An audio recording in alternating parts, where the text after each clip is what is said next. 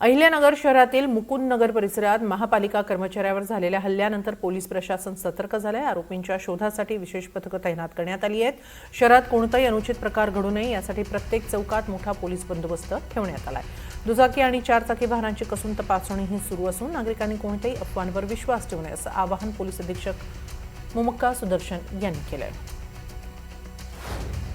काल अहिल्यानगरच्या मुकुंदनगर भागामध्ये महापालिकेच्या कर्मचाऱ्याला मारहाण झाली। या मारहाणीमध्ये तो कर्मचारी जखमी झाला असून त्याच्यावर खासगी रुग्णालयात उपचार सुरू आहे। त्यानंतर अहिल्यानगरमध्ये कोणत्याही प्रकारचा अनुचित प्रकार घडू नये यासाठी पोलीस प्रशासनाच्या वतीने खबरदारी म्हणून प्रत्येक चौकामध्ये बंदोबस्त तैनात करण्यात आलेला आहे आणि या बंदोबस्ताच्या माध्यमातून चारचाकी असेल दुचाकी असेल या वाहनांची तपासणी देखील केली जात आहे। सध्या आपण अहिल्यानगरच्या कोटला या भागामध्ये आहोत, ज्या ठिकाणी पोलीस बंदोबस्त तैनात असून अशा प्रकारे वाहनांची तपासणी कसून केली जात आहे आणि आरोपींचा शोध देखील पोलीस प्रशासन घेत आहे। एकंदरीतच झालेल्या घटनेमुळे कोणताही अनुचित प्रकार शहरामध्ये घडू नये यासाठी हा मोठा पोलीस फौज फाटा तैनात करण्यात आलेला आहे आणि अहिल्यानगरचे पोलीस अधीक्षक यांनी देखील नागरिकांना कोणत्याही अफवांवर विश्वास ठेवू नये असे आवाहन केले आहे। प्रसाद शिंदे, NDTV मराठी, अहिल्यानगर।